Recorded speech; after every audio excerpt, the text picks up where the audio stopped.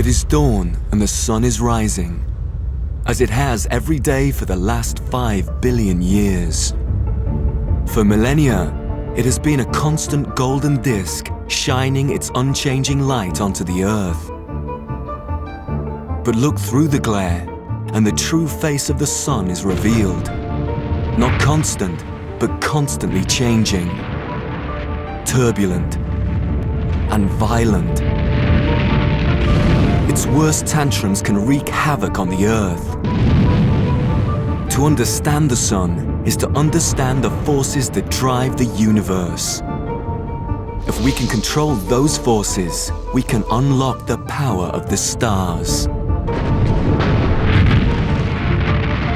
The power of our sun.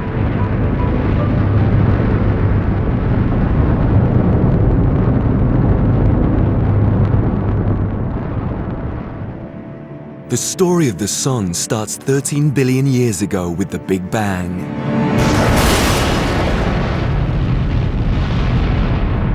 In an instant, the universe was born, and since then, it's been expanding at the speed of light. Within the universe, there are 100 billion galaxies. Our galaxy is but one of them. In it, there are 100 billion stars. And towards the outer edge of one of the spiral arms is an almost insignificant dot. A medium-sized, not very bright, undistinguished star. Up close, it's a different story. On the planets closest to the sun, Mercury and Venus, the heat is intense, their surface is scorched. Further out through the solar system, the sun's rays weaken until they are powerless against the chill of space. The outer planets are frozen. But in the middle lies the Goldilocks planet. Not too hot and not too cold. In fact, it's just right. And life has flourished in the warm glow.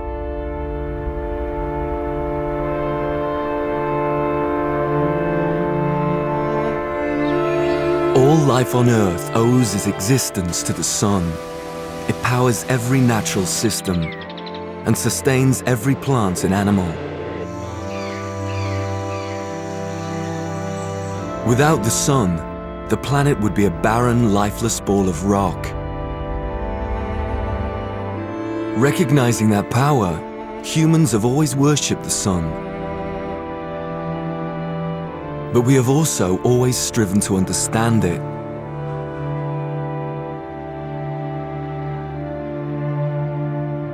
These monuments are more than just temples. They are calendars and observatories, tools for studying the sun. And some of them are still operational.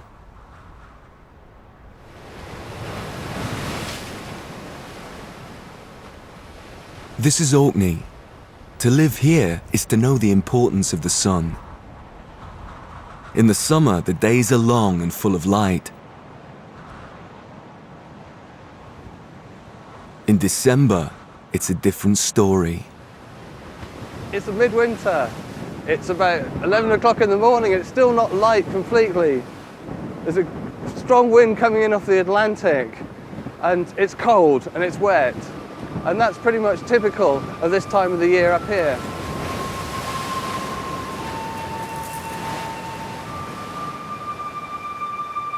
Yet despite the cold, in the Stone Age, 5,000 years ago, a civilization thrived here. The island is covered in the remains of their society.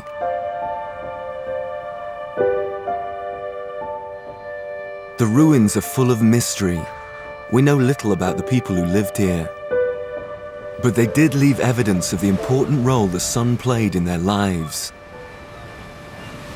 Maes Howe, 1,000 years older than the pyramids, is one of the finest examples of Stone Age architecture. Well, entering Maes Howe, you have to crouch right down, and they're confronted with a passage which seems to actually go on and on and on. Slightly feel an impression of going uphill, up slope. and coming through clearly another doorway. Suddenly, the whole thing opens out into the most amazing chamber. This alone is probably the highest and largest enclosed space that Neolithic Orcadians would have experienced. When it was excavated, when it was first entered back in the 19th century, the clay floor was littered with broken pieces of human skull. This is a place of the dead. This is a house of the dead. Most of the time, the occupants of the tomb were left in complete darkness. Then, at sunset on the winter solstice, the shortest day of the year, something amazing happens.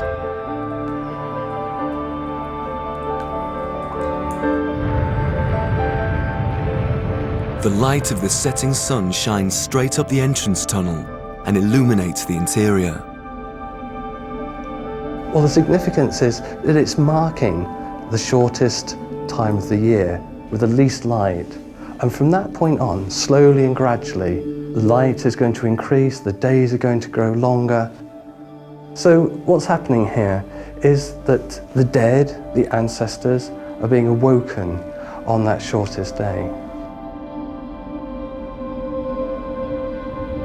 The winter solstice events at Maes Howe demonstrate an intimate and precise knowledge of the sun's movements through the sky.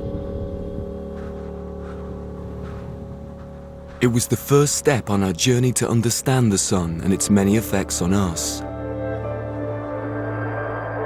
To complete that journey, we've had to travel to the furthest depths of space and to the heart of the smallest atom. And with every closer look, the sun has always surprised us. To our ancestors, its power was its reliability, always on time, never changing. But the reality is proving to be very different. Most people think of the sun as quite a boring, constant sort of thing, but in fact it's not at all. It's changing all the time, and if you look, you can see those changes on a matter of minutes or hours, and it's far from static and boring. It's changing, and it's got a life of its own. Modern solar observatories magnify and filter the sun's light to get past the constant glare and give a clear view of the surface.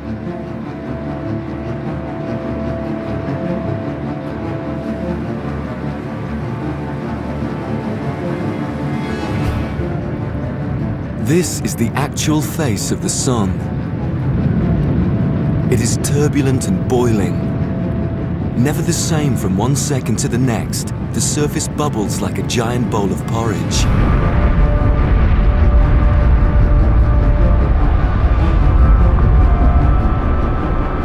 Each bubble is 1,000 miles across.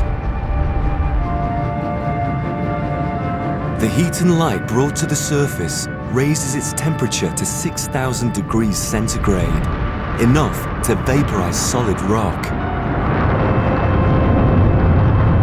And the sun is huge. You could fit the Earth inside it 1,000,000 times over. Periodically, huge explosions rip through the surface, releasing the energy of 1 billion atomic bombs in seconds. All this is on the surface. To understand the sun, we must know what is going on deep inside. That is where the power is generated.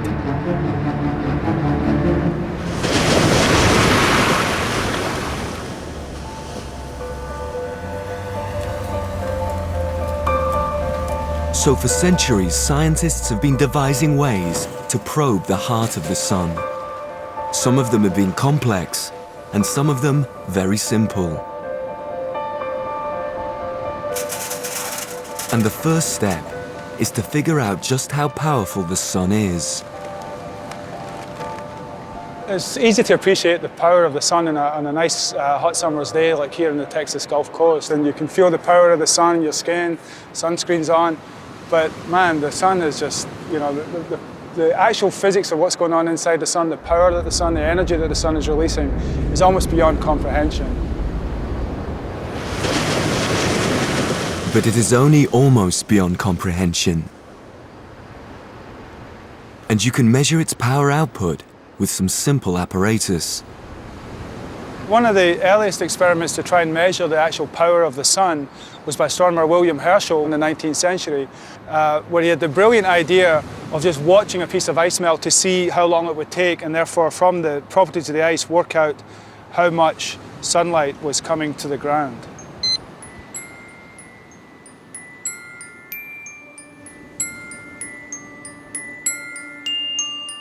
As a demonstration of the sun's power, it doesn't look that impressive. But Herschel realized that he could use the time it takes to melt one bit of ice to calculate the sun's total power output. So here we see the ice is almost completely melted, roughly 29 minutes, almost half an hour. But Herschel was able to use this experiment and the time that it took to melt the ice to work out some basic properties of the sun. Here's how Herschel's thinking worked. In the time it takes to melt a slab of ice on Earth, the sun is radiating heat in all directions, enough to melt a complete shell of ice around it, a diameter of 300 million kilometers. A shell half a centimeter thick and 300 million kilometers across contains a lot of ice, enough to make an ice cube bigger than the Earth. To melt that much ice in just 30 minutes would take an energy input of 1 billion watts. It's a rough but surprisingly accurate experiment. Modern satellite readings confirm the figures to within a few percent. It's an almost unimaginable amount of energy.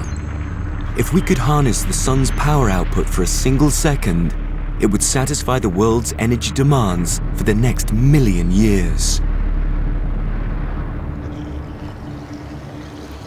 But it's one thing to know how much power the sun is producing. It's something else to know how it's doing it. Until the middle of the 20th century, no one had any idea what made the sun work. For scientists in Herschel's time, it was a mystery. One of the issues was, of course, what powered the sun, and some very clever people actually considered the fact that the sun might be powered by burning coal. I mean, it seems ludicrous, but why not coal? That was an important source of energy on the Earth at that part of the 19th century.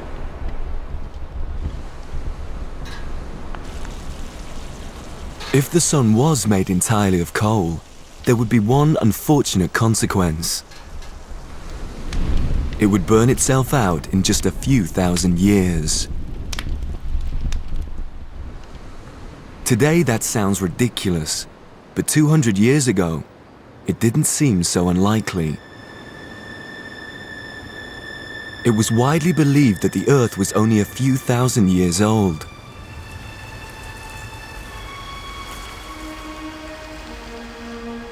But in the mid-19th century, a new science was emerging that was painting a very different picture of the age of the Earth. By looking at the deepest layers of rocks, geologists were discovering that the Earth was much older than anyone had previously imagined. If that was true, then the sun also had to have been burning for much, much longer. You can see the strata and the lines in the rock and background here that represent hundreds of million years of geological history. The top of Sacramento Peak, up beyond this, we find fossils that are 300 million years old. Below Sacramento Peak, we've got more than 1 kilometer of these strata that are far older than that. From the age of these strata, geologists knew that the Earth was at least 1 billion years old. At the same time, astronomers thought that the sun was only 10,000 years old. If the geologists were right, then astronomers had to find some other source for the sun producing its energy. The search for the source of energy that could power the sun for billions of years lasted for nearly a century. Eventually, scientists would find the answer in the forces that hold atoms together and in the nature of matter itself. But first, you have to know what the sun is made of. To find that out, you need to take a very close look at sunlight.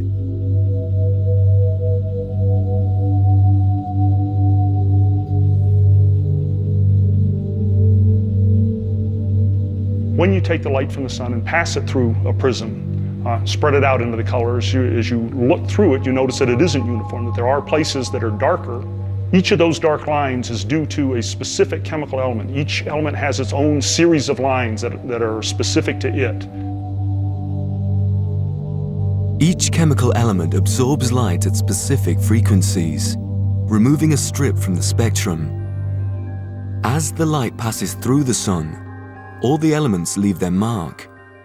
So when the light arrives at the Earth, it contains the complete chemical formula of the sun.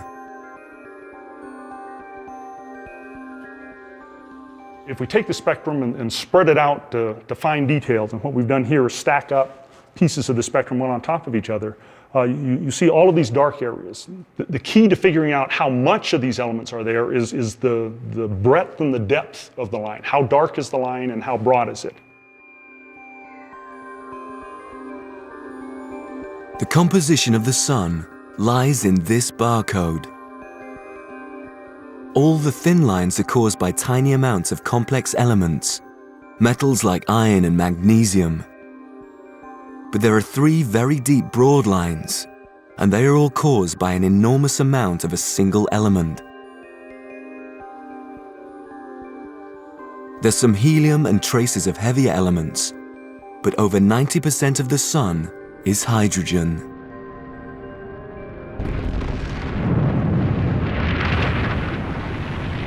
It's the simplest and most common element in the universe. The secrets of the sun's power must lie in this gas.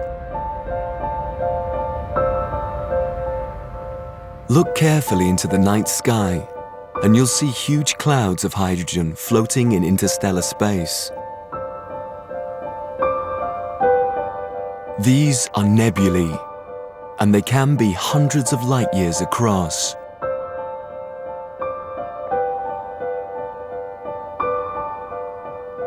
They are some of the brightest areas in the sky, lit up by the intense light of newly formed massive stars. In them, we can see stars being born. It is to areas like this that astronomers turn their telescopes when they want to study how our sun was formed. There she is. Okay. So now let's recenter on her.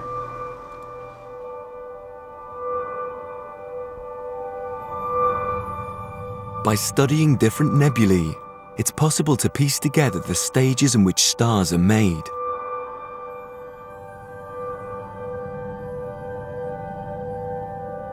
And it all starts in a cold, dark cloud, floating around waiting for something to happen. Cold clouds like this are actually quite stable. They will sit there for a very, very long time, for thousands and in some cases millions of years before they'll actually do anything. What you need to do to get the star formation process going is you need to kick it with something. Compression waves that hit the gas and compress it. The shock waves knock the cloud out of balance, causing localized clumps of hydrogen to form. These are the seeds from which stars grow. The increased gravity of the seeds sucks in more and more hydrogen in a runaway process that lasts for 1 million years. As more hydrogen is squeezed into the clumps, the temperature rises. They are not yet producing light. When we look at our solar system, all of the planets rotate around the sun in the same direction, and they all are in the same plane, the same flat sheet around our sun. And this is exactly a consequence of the fact that the early solar system formed out of a broad disk. With the solar system in place, all that is left is for the young star to light up. When it happens, it is sudden and irreversible. Ultimately, the process starts. And because it liberates so much energy with that first fusion, then the process takes off. It lights up a large area and it starts to shine on its own within a matter of minutes. It's a very quick process. In that first burst of light, the star has begun its lifelong activity as a factory for making other chemical elements. Every atom in everything around us was made in the heart of a star, and all were made from the same starting ingredient.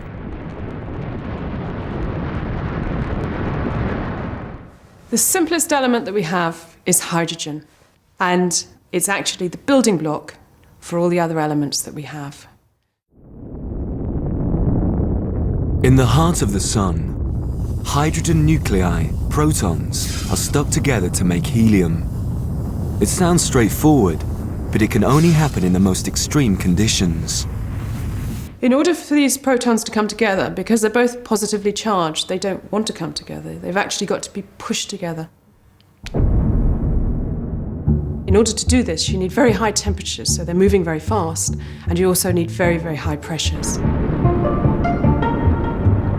The only part of the sun that is hot and dense enough is the core, an area that contains over half the star's mass in less than 2% of its volume. Here at 15 million degrees, the protons are bashed together so hard that they fuse. A helium nucleus is a tiny bit lighter than the combined mass of the 4 protons it is made from. And as Einstein tells us, it is that tiny bit of lost mass that provides the power. Energy is equal to mass times the speed of light times the speed of light. Now, the speed of light is a very, very big number. So if we just take a small amount of mass, we get a huge amount of energy. And that's the energy which actually powers our sun. Every second, 5 million tons of the sun is converted to pure energy.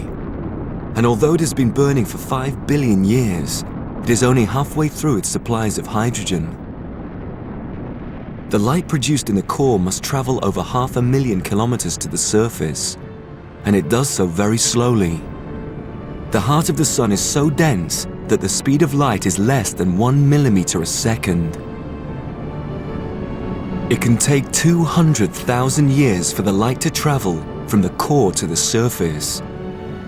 It takes just another 8 minutes to get to the Earth.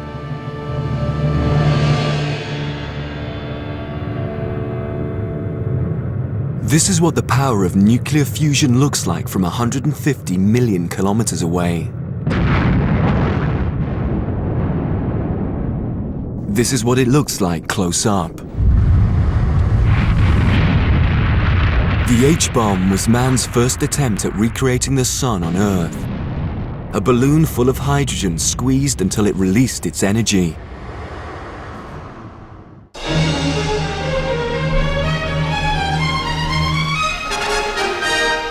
In contrast to its destructive power, it's long been realized that controlled nuclear fusion could solve the world's energy problems. It has been one of the holy grails of science for half a century. This kind of power, the H-bomb, is a man-made version of this, the sun. In 1958, Britain announced that she could produce this power in the laboratory in a machine called Zeta. There is a real prospect of unlimited energy from controlled thermonuclear fusion. Unfortunately, it wasn't that easy. But now, nearly 50 years later, in the same laboratories in Oxfordshire, scientists are finally managing to create their own star on Earth.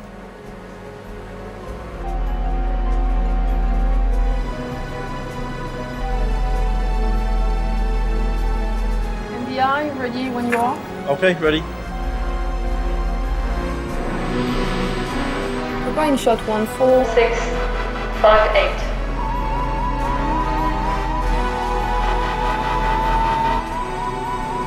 Starting shot in 5 seconds.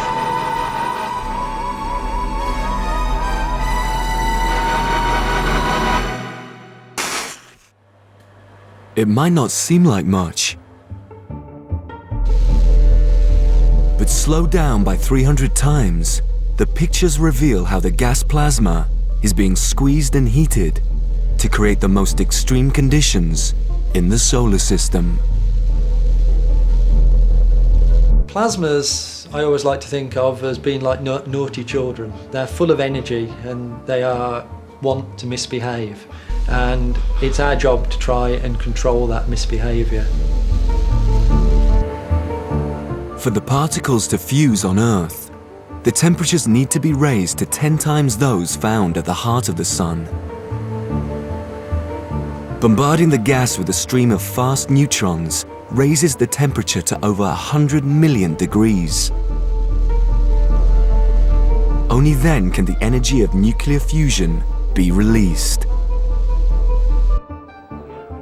After years of learning to control the plasma, scientists now believe they are within sight of harnessing the Sun's power.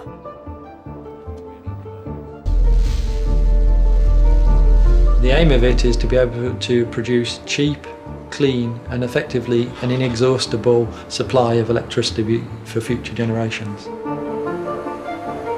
This is only a small experimental reactor. It can only run for a few seconds and sucks up more energy than it creates. But the next generation of bigger reactors is already being built. When operational, they will produce 10 times more energy than they use. They will be stars on Earth, power stations that won't deplete natural resources or produce dangerous waste products. It sounds great, but recreating the Sun isn't easy, and it may be another 50 years before the fusion power station becomes reality.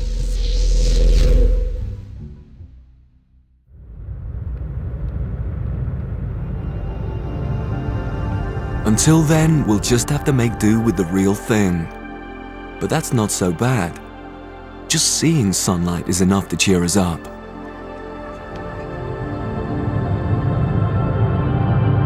Well, many people think it's the warmth of the sun that is associated with us feeling good, and of course that's true. But in fact, research has shown that it's not really the warmth, it's actually the light that's important. Sunlight controls our daily cycle, making sure we wake up in the morning and go to sleep at night.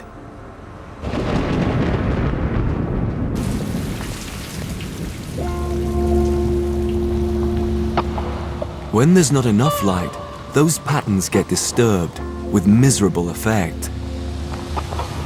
It's a clinical fact that depression is more common in winter because of the lack of sunlight. They call it SAD, Seasonal Affective Disorder. Seasonal affective disorder is a depressive illness that starts during the autumn and early winter and usually goes away completely during the spring and early summer. Some people feel quite miserable and depressed and gloomy during the winter months, and some people, a small proportion, will go on to develop clinically significant depression, which requires treatment.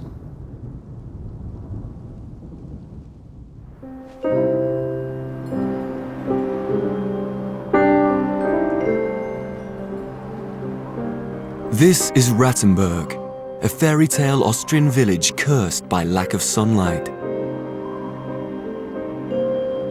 Due to a quirk of geology, it gets no sunlight at all between November and February. During those winter months, the sun never rises high enough to clear the brow of Rat Mountain. And the town lies in permanent shadow, while its neighbor across the river basks in the sunshine. In winter, of course, it's very cold, it's shadow, and as you can imagine, it's cold, we are freezing, and if you want to have some sun, you have to move to the next village. It makes you happier to sit in the sunlight and not to freeze in the shadow. Frozen and in the dark, the residents have been forced to take desperate measures to bring some light into their lives. Helmar Zangel is a lighting expert who specializes in bringing natural light into some of the world's biggest buildings.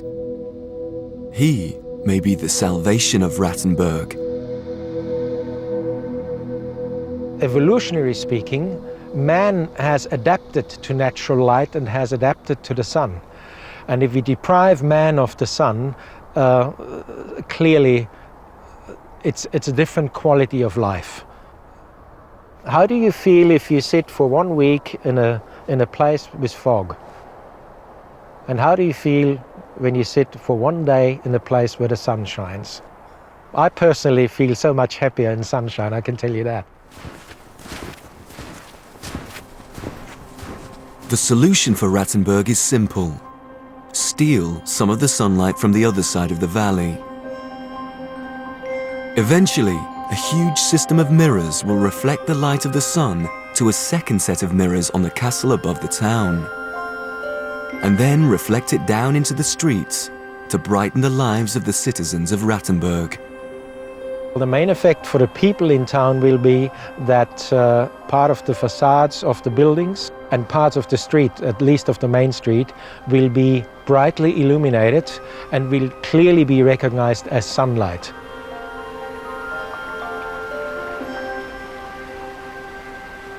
It sounds crazy, but it's true. People will go to extraordinary lengths for a bit of sunlight.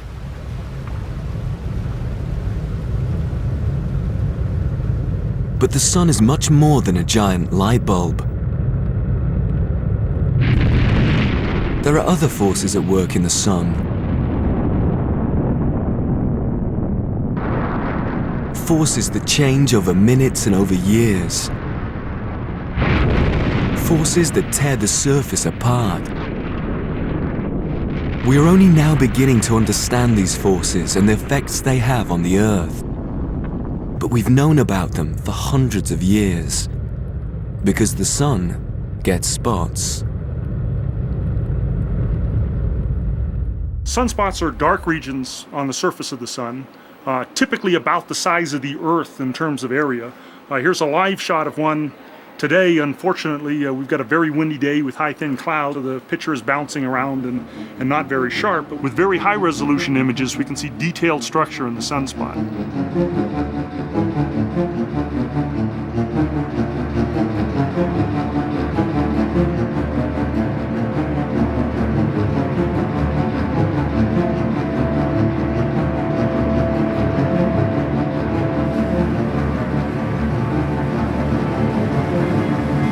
The inner part of the sunspot, the dark umbra as we call it, is dark only in comparison to the rest of the sun. It's actually bright enough that it would blind you if you looked at it alone. The spots are not static. These video images show the edges crawling, almost as if it was alive.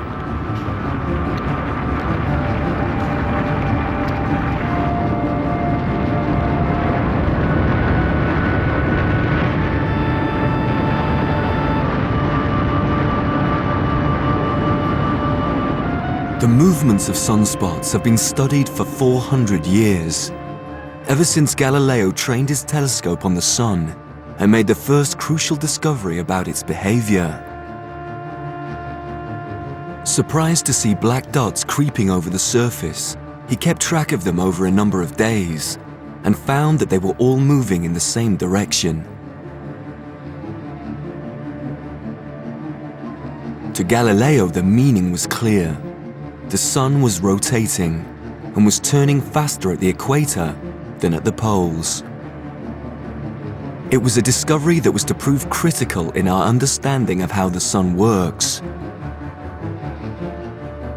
Ever since Galileo, records have been kept of the coming and goings of sunspots, and variations soon became clear. Sometimes the sun is covered in hundreds of spots. Other times there are none at all. And after a while, a pattern emerged. If you observe sunspots over several years, they come and go with about an 11-year cycle. From solar minimum, where there can be no spots at all on the sun for weeks or months at a time, to a maximum where you can have 100 spots visible on the surface of the sun, and then a decline again, usually over about 6 years or so, to back to minimum. Until recently, no one knew what was driving the solar cycle, or where sunspots came from. But people had always suspected that the scars on the sun's surface had an effect on the Earth, but no one could quite put their finger on what it was. It has been correlated with all kinds of different things. The price of wheat, the thickness of fur on animals. I'm inundated with it every day. I get a guy that comes to my website to try to predict the stock market from the daily sunspot areas. And he's like, oh, you didn't post them today, I gotta know. So you making money or what? If I want some, if you are.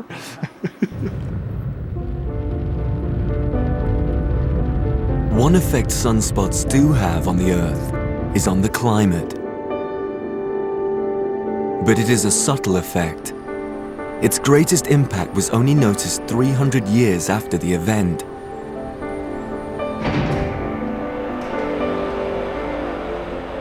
It was discovered in Greenwich by the astronomer Robert Maunder, who was studying the hundreds of years of sunspot records held at the Royal Observatory.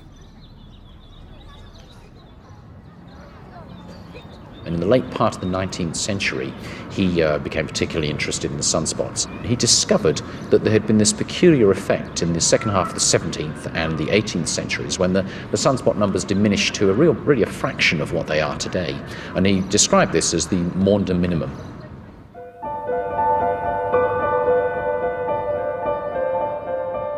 For 70 years, from 1645 to 1715, sunspots disappeared.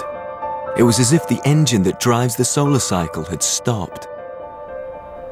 And it correlated almost exactly with the last period of prolonged cold to strike the northern hemisphere. They call it the Little Ice Age. What's interesting about a period like the Little Ice Age is that you don't necessarily see a very large dip in temperatures, but nonetheless, even a degree or two is enough to see some really quite dramatic effects, like pack ice advancing south from the North Pole, like the Viking colonies in Greenland being wiped out by the change in climate, and the population of Iceland falling by half. Now in Britain, the weather was cold enough that the Thames would regularly freeze in winter, and one of the classic depictions of life at the time is frost fairs, when the population would hold a fair on the frozen river. So things really must have been a lot harsher than they are today.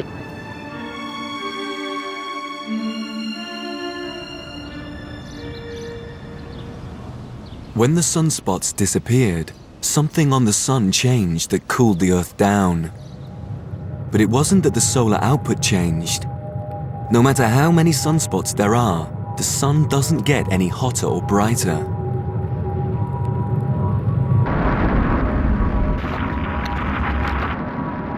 So the spots must have another effect. And to see it, we need a different way to look at the sun.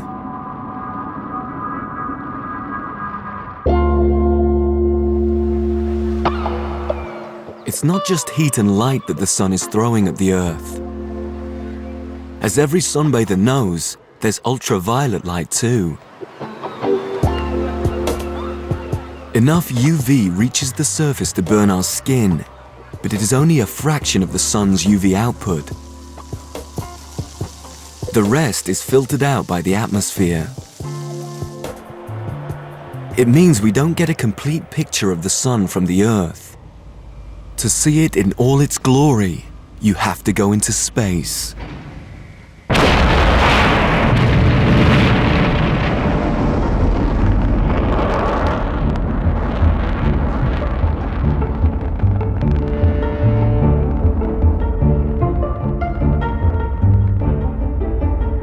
From here, you can really see the changing sun.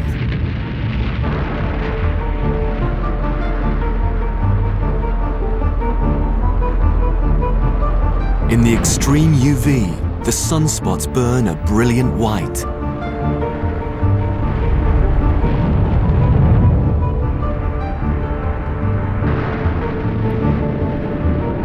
In the X-ray frequencies, they look even more dramatic. Huge plumes of superheated gas spout from the spots.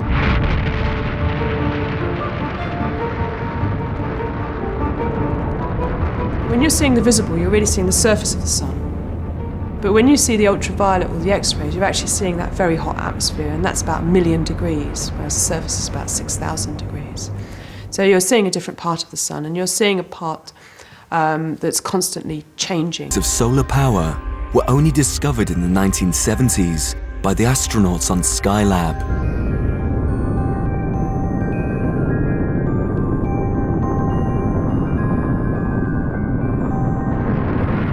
No one had seen the sun like this before.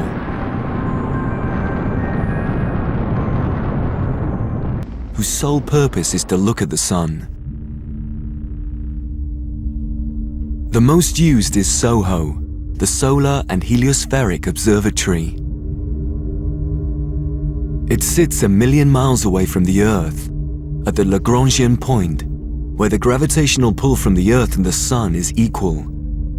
Fixed in space, it has an uninterrupted view of the sun and its tantrums.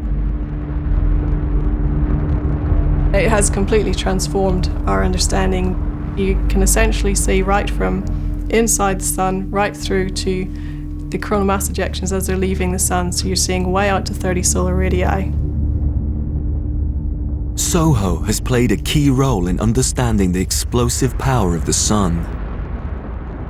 By blocking out the disk, it simulates an eclipse, revealing the outer atmosphere and the true scale of the sun's largest eruptions. These are solar flares and coronal mass ejections, and they erupt from the heart of sunspots.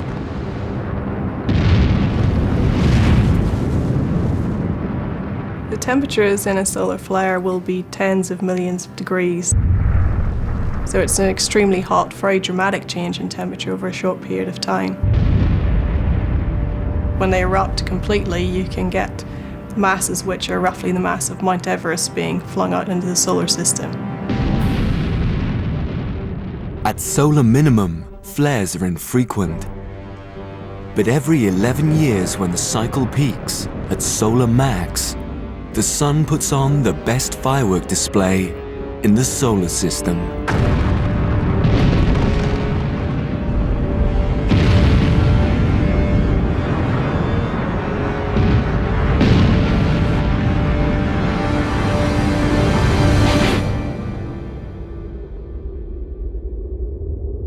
Solar astronomers are now beginning to understand the cause of these explosions. They are not caused by the power of fusion. There is another force at work. It is the force of magnetism. The sun is covered in a complex network of magnetic fields. A magnetic map shows a familiar patchwork on the face of the sun. The areas of the strongest fields coincide exactly with the position of sunspots. Here, the magnetic field strength can be amplified 10,000 times. It turns out that the regions of the strongest magnetic field on the sun are in sunspots, and in the units that we use, sunspot magnetic fields are roughly 1,000, 2,000, maybe 3,000 Gauss. But if you look at magnets like the ones I'm playing with here, the magnetic field in these magnets is about 1,000 to 1,500 Gauss. So these have roughly the same magnetic field strength as a sunspot. The key difference, of course, is that a sunspot is an awful lot bigger, and so the total energy, or the amount of energy in the magnetic field on the sun, is enormous. But the field strength in any given location is something you can hold in your hand. Sunspots are just the visible effect of magnetic fields so strong that they can prevent the heat and light rising from the sun's interior.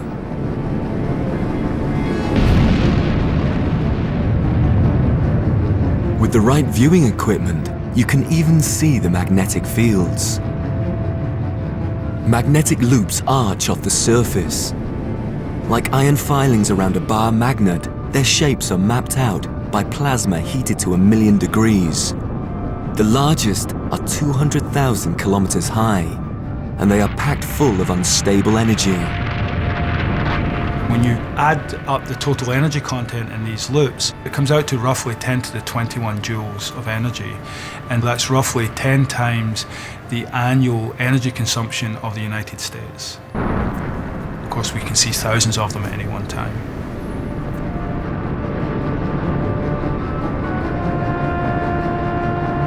The loops are caused by the twisting of the sun's basic magnetic field.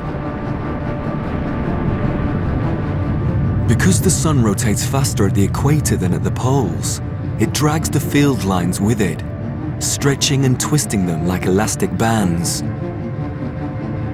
As the solar cycle goes on, the fields get more and more twisted and break through the surface.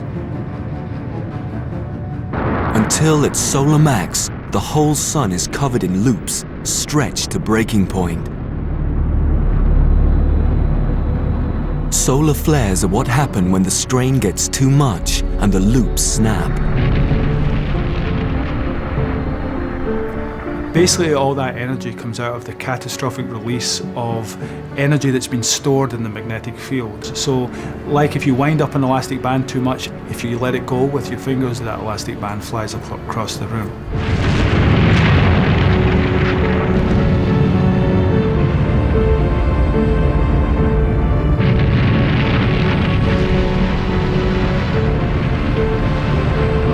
When the energy bound within sunspots is released, billions of tons of plasma are fired far into space at huge speeds. And sometimes they are aimed straight for the Earth. When they reach us, the Earth's own magnetic field deflects most of the blow. But it is the impact on the magnetic field which affects the Earth. It's called space weather, and the best of its effects are magical. The auroras, dancing displays of celestial light, are caused by particles from the solar storm smashing through the magnetic field at the poles. When they strike the upper atmosphere, they light up the polar skies.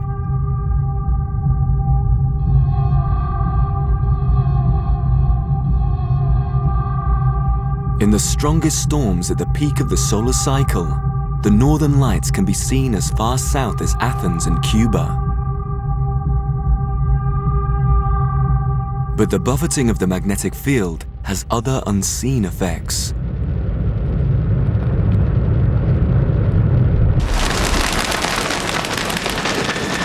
Migratory animals that navigate using the magnetic field can lose their bearings. Racing pigeons don't come home.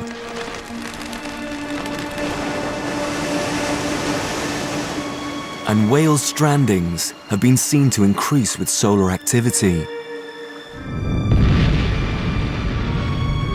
But most worryingly for us is the effect that the disrupted magnetic field can have on electronics.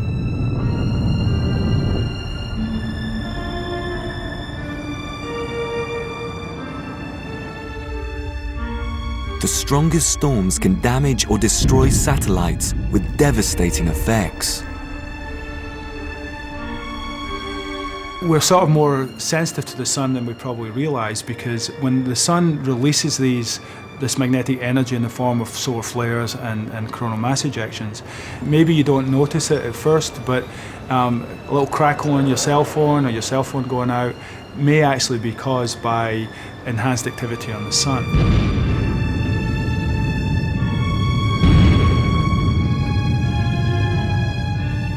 Mobile telephones, television, aeroplane navigation, even weapons guidance systems all rely on satellite communication, and all can be disturbed by space weather. The more we are reliant on these systems, the more we will feel the effects of the sun's tantrums.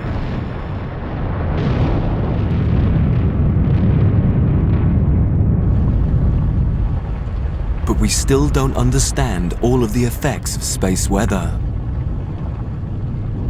No one can explain the effect on the climate, or why the disappearance of sunspots should cause an ice age. It may not matter. The small effect that solar variation has on the climate has long since been drowned out by man-made global warming.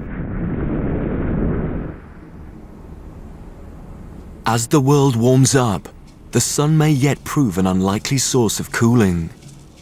The greenhouse effect could be stopped by harnessing its heat.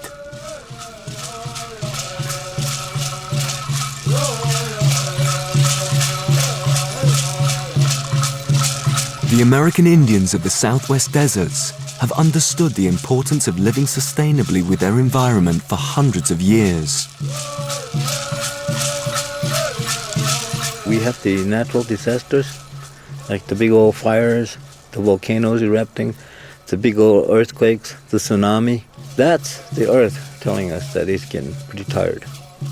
It's warning us that we need to slow down.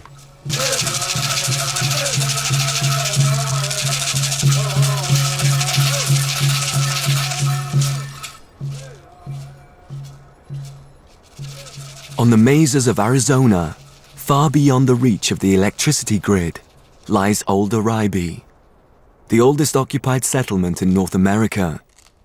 For 1,000 years, the Hopi Indians have lived here in harmony with their environment. Archie seems to rather... But that doesn't mean that they have to live without the conveniences of modern life. They have just realized that they are already getting all the power they need. Under the clear skies of the desert, a family can be supplied with electricity from a couple of solar panels. Being that we pray to the sun every day, it's got our heartfelt desires. He receives it every day. We thought the best source of energy should come from the sun. A few miles across the desert, the idea is finally catching on with the rest of American civilization. But naturally, it's on a much bigger scale. These are Stirling dishes, the daddy of solar power systems. And they may be about to solve the energy crisis facing the cities of the American West. People want to run their air conditioners, their computers, their lights during the day, and we run out of energy. We have a solar furnace 90 million miles away that provides life for all of Earth. In the past, we've been unable to harness that potential because the efficiency, the cost, et cetera, of the system just didn't make it viable. What's changed is technology. The technology now allows us to build large-scale, highly efficient, cost-effective systems. Each dish tracks the movement of the sun across the sky, focusing the heat onto a single point, where it is converted to electricity. They are twice as efficient as any other solar power system. With one, you could power a small village. A field of them could power a city. Each system produces about 25 kilowatts, which is enough to power about 10 homes. However, we plan to deploy these on a large scale, 20,000 of these, which is massive, about 500 megawatts, which is the equivalent to a coal-fired plant or maybe even a nuclear plant. The ink is just drying on the contract to build the first commercial solar power station. It will fill 5 square miles of the vast Californian desert with mirrors and will supply electricity to the city of San Diego. In time, as the technology and efficiency improves, systems like these may spread around the world.